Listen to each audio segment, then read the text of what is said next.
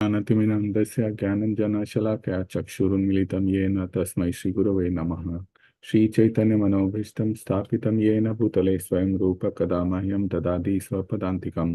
वन्देऽहं श्रीगुरो श्रीयुतपदकमलं श्रीगुरुं वैष्णवांश्च श्रीरूपं साग्रजातं सहगण रघुनाथान्वितं तं सजीवं साद्वैतं सावधूतं परिजनसहितं कृष्णचैतन्यदेवं Shri Radha कृष्णपादान् सहगण Lalita श्रीविशाखान्वितांश्च।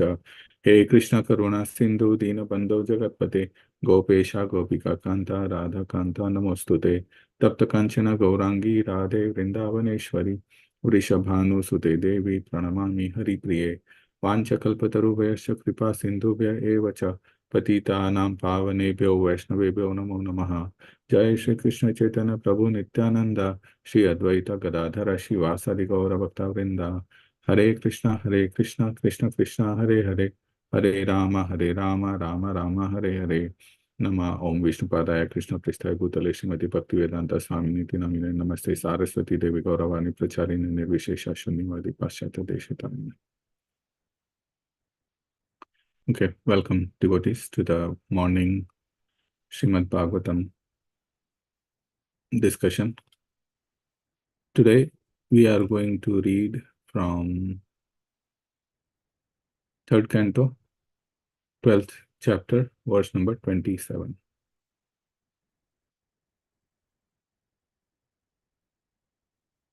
It's a short verse. I will share my screen.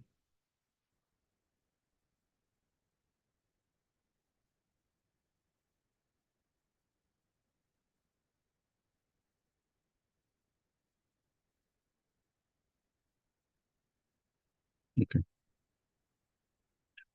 I will read the verse, the synonyms, translations, purport, and then we will briefly discuss the verse.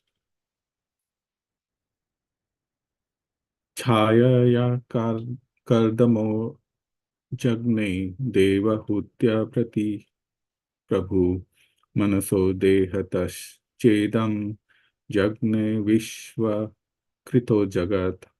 Once again, छायाया कर्दमो जग्ने देवहूत्यापति प्रभु मनसो देहतश् चेदम जग्ने विश्व कृतो जगत.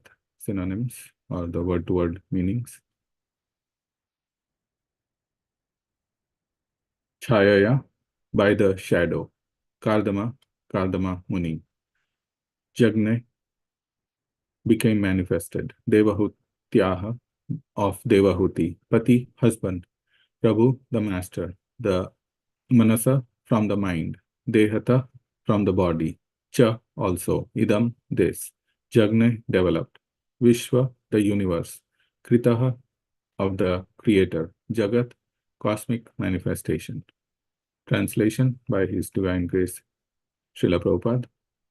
Sage Kardama, the husband of the great Devahuti, was manifested from the shadow of Brahma.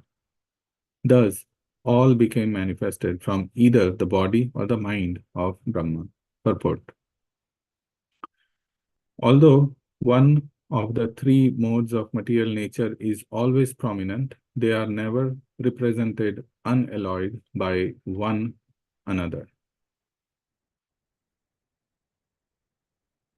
Even in the most prominent existence of the two lower qualities, the modes of passion and ignorance, there is sometimes a tinge of the mode of goodness. Therefore, all the sons generated from the body or the mind of Brahma were in the modes of passion and ignorance. But some of them, like Kardama, were born in the mode of goodness. Narada was born in the transcendental state of Brahma.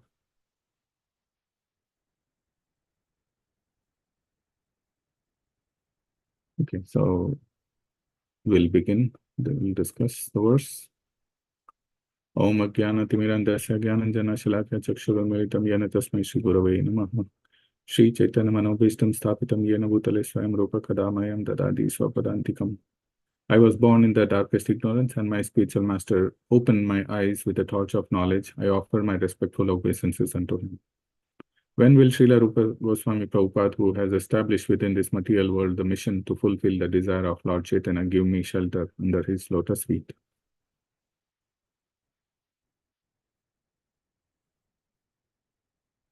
Here in this verse, as we have been reading in this chapter, this is a conversation between Maitreya and Vidura, and Maitreya Muni is explaining the different progenies that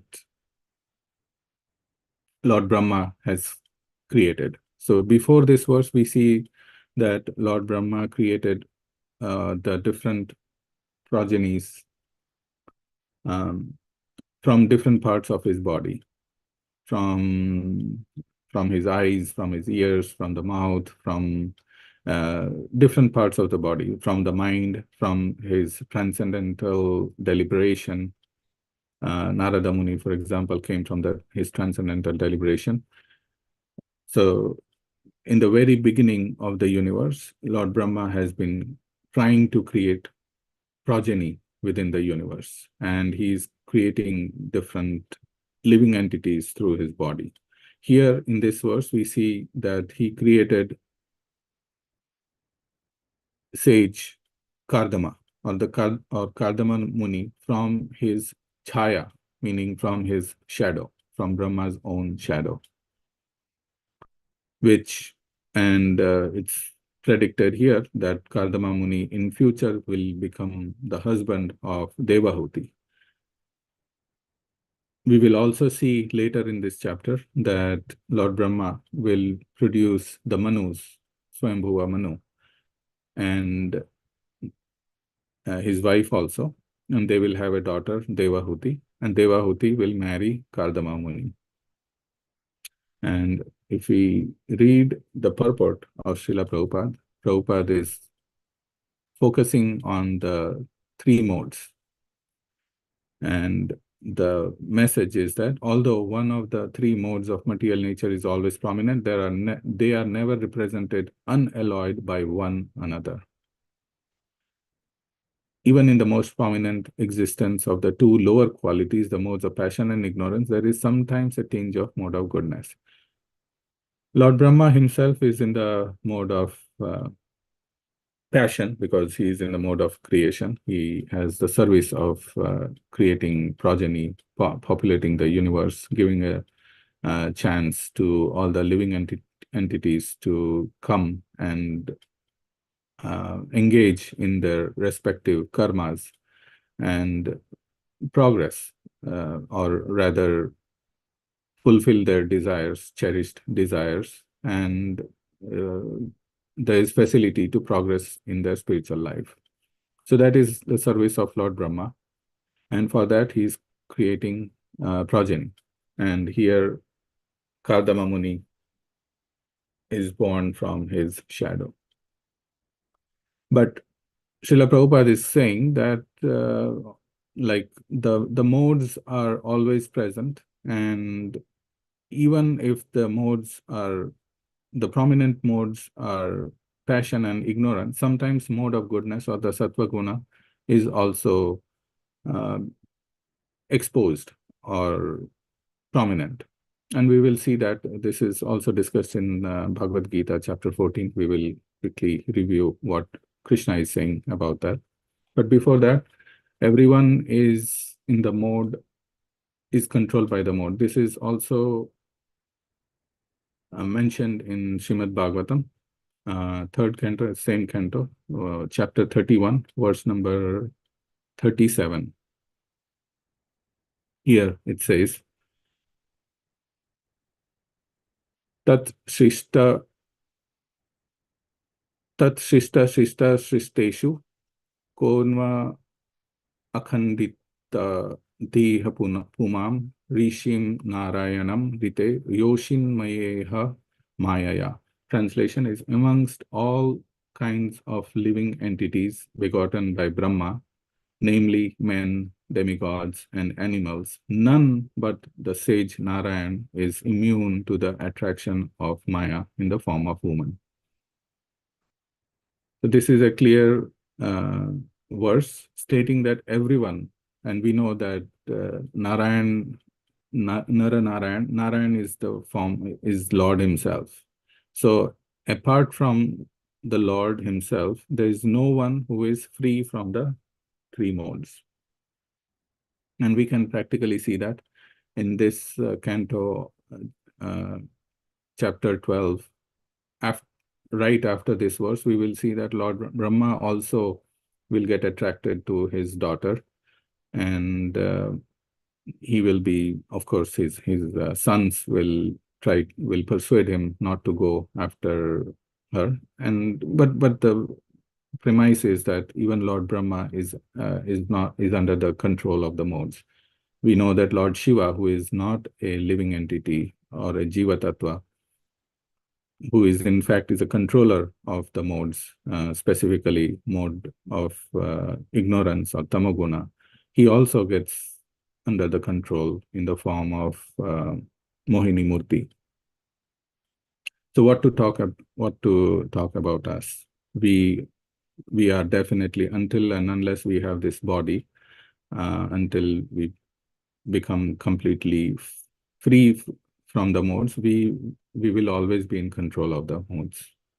And in the purport of 3:31-37, Srila Prabhupada is also writing here, just reading a part of the purport. Throughout the entire material world, beginning from Brahma down to the small, insignificant creatures like the ant, everyone is attracted by sex life. That is the basic principle of this material world. Lord Brahma's being attracted by his daughter is the vivid example that no one is exempt from sexual attraction to woman. Therefore, woman is the wonderful creation of Maya to keep the conditioned soul in shackles. So, what are these shackles? Shackles are these modes, the mode of goodness, passion, and ignorance, or sattva, rajo, and tama guna. To understand these modes, let's look at chapter 14, Bhagavad Gita. Chapter 14, Bhagavad Gita, I will read a few verses, starting from text 5, verse number 5. I will not read the Sanskrit, I'll read the translations. Text 5 of Bhagavad Gita, chapter 14. Material nature consists of three modes: goodness, passion, and ignorance. When the eternal living entity comes in contact with nature, O mighty armed Arjuna, he becomes conditioned by these modes. Then in next verse, text 6, Krishna is saying, O sinless one, the mode of goodness, being purer than the others, is illuminating, and it frees one from all sinful reactions. Those situated in that mode become conditioned by a sense of happiness and knowledge. So Krishna is clearly saying here that mode of goodness, it's purer than the others, meaning that it is better than the mode of passion and ignorance. And it is illuminating, just like in the dark, if you have a flashlight, torch light, and it illuminates the way. Similarly, being situated in the mode of goodness illuminates the path, the journey. Basically, through knowledge, it illuminates. We know exactly what is what, and therefore it frees one from the sinful reactions. However, he says that those situated in that mode become conditioned by a sense of happiness and knowledge. So they are also conditioned, they are also bound by this mode, the shackle that Srila Prabhupada wrote in the previous purport. Now, these shackles may be different types. For example, the mode of goodness can be a shackle, golden shackle, or the shackles made of gold. Mode of passion can be shackle made of silver, and the ignorance can be the shackles made from copper or iron, whatever. But Ultimately, they are shackles. And here Krishna is saying that the mode of goodness is conditioned by a sense of happiness and knowledge. The two words he's using is sukha sangena and jnana sangena. So by sukh, happiness, and jnana or knowledge, they are conditioned. The living entity starts thinking, or the people who are in mode of goodness get used to or become comfortable with the sukha, happiness, and the knowledge that they have. And that binds them to the material world. Next verse, text 7.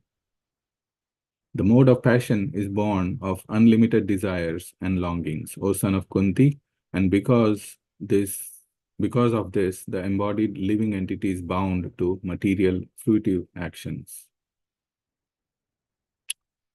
Rajo ragatmakam vidhi, Trishna sanga samudbhavam. Here, Krishna is saying that the mode of passion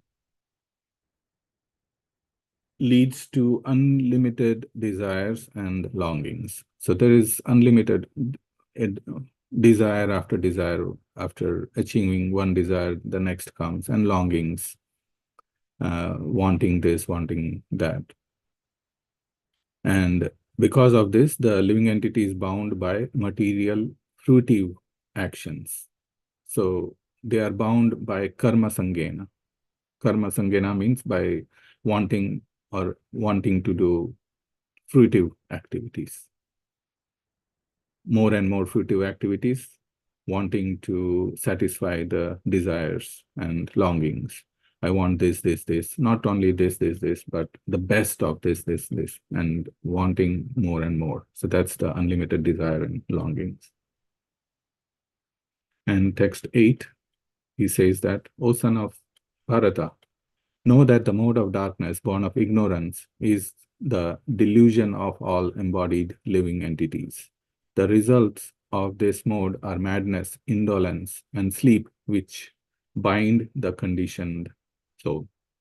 Here he's saying that tamastva ajnana jamvidhi mohanam sarvadehinam prama pramada and alasya nidrabhish tan nibadnati bharata.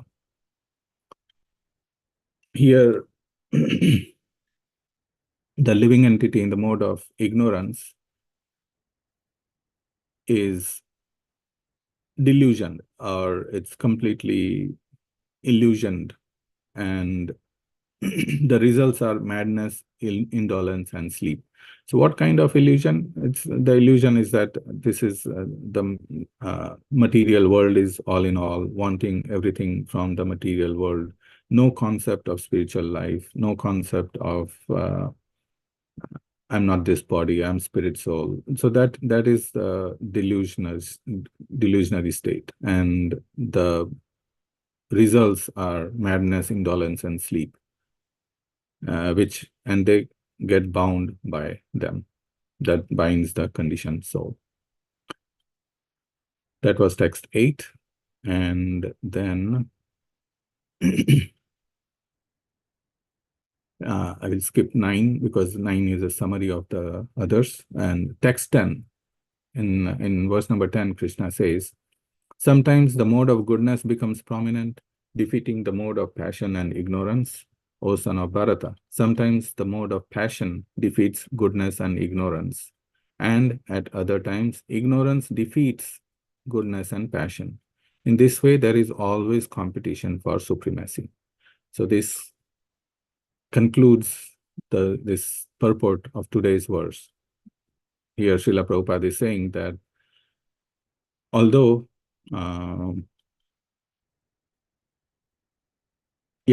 one of the three modes, no, not that one, even in the most prominent existence of the two lower qualities, the mode of passion and ignorance, there is sometimes a tinge of mode of goodness.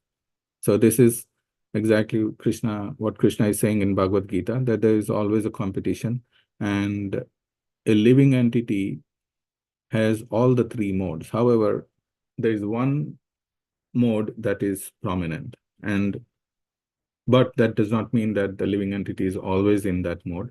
The other modes also get exposed or surface up. And that's what Prabhupada is saying, that Lord Brahma is in the mode of passion, in the mode of creation. And because of that, the two modes that are primary of his primary mode is passion, but between passion and ignorance, there is sometimes tinge of mode of goodness. Mode of goodness also comes up. And during those times, or this was one of those times when mode of goodness had bubbled up or became prominent, and therefore Kardama Muni was born. Kardama Muni in the mode of goodness was born. In fact, he also says that sometimes Narada was born in the transcendental state of Brahma.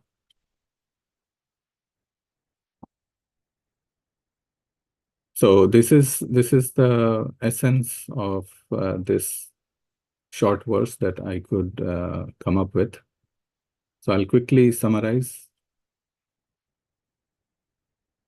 This chapter has been talking about the different living entities that Lord Brahma has created from different parts of his body. And here in this verse, he's creating Kardama Muni in the mode of goodness from his shadow.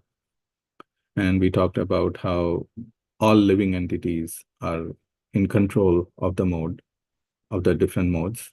Lord Brahma himself will, in the coming verses, he will get affected by the sex desire for his daughter. And then we discussed Srimad Bhagavatam 3:31-37. It's clearly mentioned that no living entity is free of the three modes except the Lord himself, because Lord himself is not affected, or he's outside of these modes. And after that, we looked at chapter 14, Bhagavad Gita, the three modes of material nature, and read the verses where we discussed about the Lord, the mode of goodness, mode of passion, and mode of ignorance. Mode of goodness is the mode of goodness conditions the living entity with happiness and knowledge. Mode of passion conditions the living entity with fruitive activities. And mode of ignorance conditions the living entity with madness, indolence, and sleep. And we also discussed that Krishna says in text 10 that all the modes are trying to become prominent. And even though a living entity may be in one of the modes, the other modes are also, there is a competition for supremacy among those modes. And in this verse 3, Canto 3:12, and verse number 27, Kardama Muni is born during one of those times when the mode of goodness was prominent in Lord Brahma. So I'll stop here and see if there is any discussion.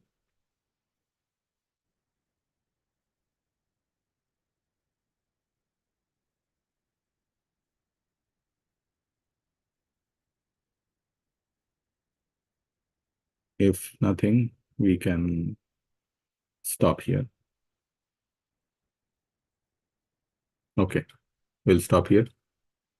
Hare Krishna Prabhu.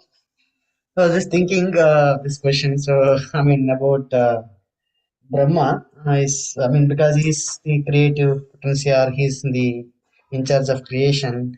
He has to be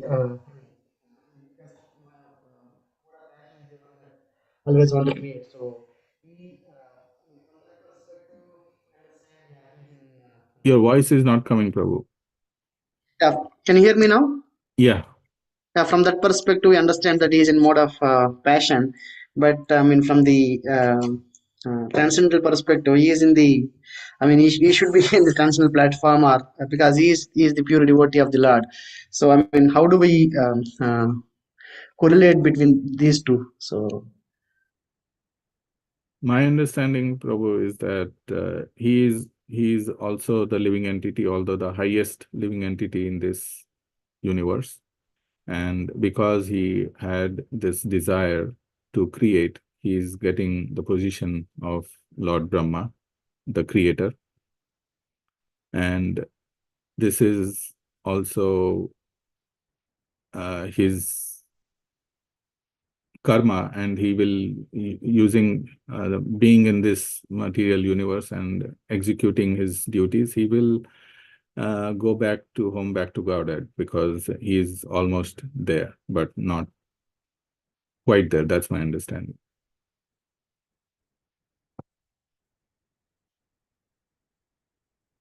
Hmm.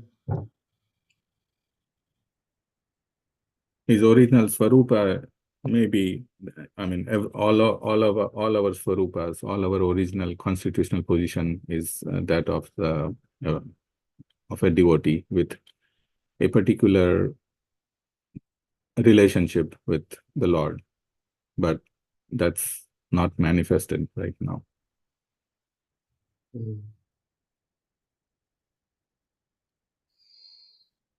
And if anyone else wants to add anything, Hare Krishna, Prabhuji, please accept my humble obeisances. All glories to please Srila. accept mine too. All glories to Srila Prabhupada. Wonderful class, Prabhuji. And I know Lakshmikant Prabhu's question. We are actually in our reading group, reading in the 4th canto, the discussion between Lord Shiva and Sati, and the chapter after that. So Sati Devi is seeing all these, heavenly beings going to her father's yagna, and she becomes, you know, bewildered. And then what she does is she goes to her husband, Lord Shiva, and asks him that she wants to go there. And in that particular verse, Prabhupada actually explains, even Lord Shiva pauses for a moment because he remembers at that point of time what or how Daksha had treated him, and he's moved by it.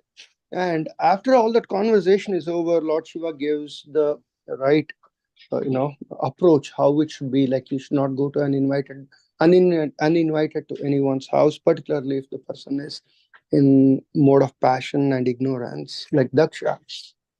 Then Sati Devi, she anyway decides to go, and at that point of time, in that verse again, it is discussed and it is said Sati Devi is actually split between the dvanda, to go or not to go. One place she wants to honor her husband, in another place she wants to meet her near and dear ones, and in this she forgets how her father Daksha is going to react. So you know it's almost like, we human beings, we should not be comparing, but the interaction between Lord Shiva and Sati Devi in this whole conversation is very similar to what we all do.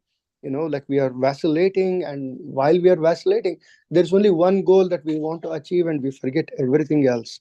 So just thought that add to what you were explaining. So Lakshmikant Prabhu. So just wanted to add that point, Prabhuji. Yeah, thank you, Prabhu. Okay, it's 8 o'clock, and if there is nothing else, we'll stop here.